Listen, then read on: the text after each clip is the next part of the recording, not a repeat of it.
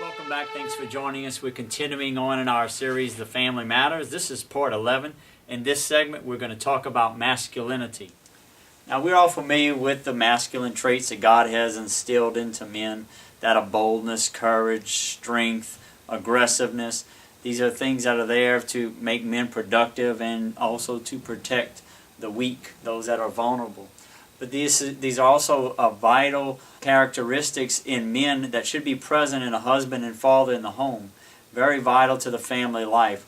Just as the nurturing aspect of the mother is so critical for her children, so is the father's masculinity for the well-being of the family.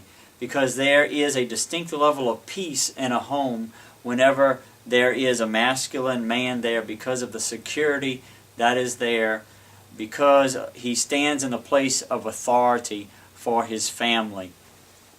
He needs to be able to exercise that authority in a masculine way.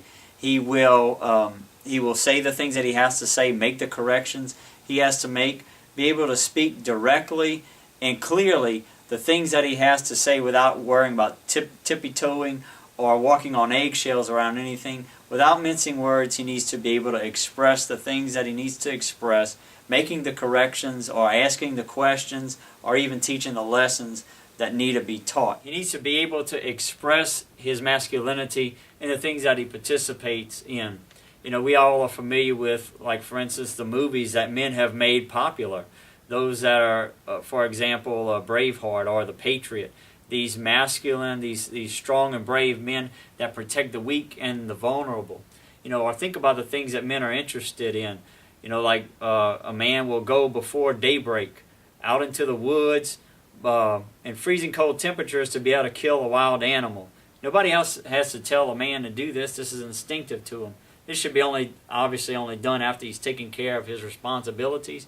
But this is a thing that he would normally do. He has that pioneer, that warrior spirit, that pioneer spirit that throughout history where we saw men blazing trails across this country to establish the society that we live in today. That spirit is still there in these men.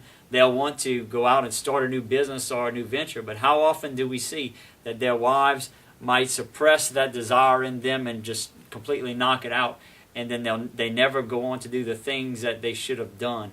Men need to be able to do the things that they have to do for their families, to provide for them and to protect them. Finally, we want to talk about the father being that masculine example for his sons, for them to see that masculine leadership, for them to aspire to and to develop into. And they will only see this visually. You know, we have to have men that are dignified and respectful in the way they carry themselves and in their dress. You know, how do we dress? Do we wear earrings? This is a feminine type of trait. This is a feminine type of dress. It diminishes masculinity. Or wearing of short pants. You know, this is the way little boys dress. We need to dress in a dignified, masculine way for our sons to see this appearance of masculinity to aspire to. We need to challenge them physically.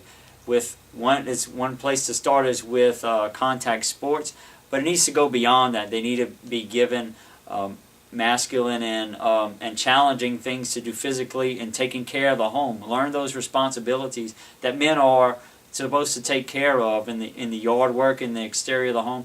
Things that they need to learn to take care of that will challenge them, make them work up a sweat and build some strength. You know, we've had a large part of a generation now that's been raised by single mothers. They don't have any masculine example anywhere around them to show them how they're supposed to act, how their masculinity should manifest itself.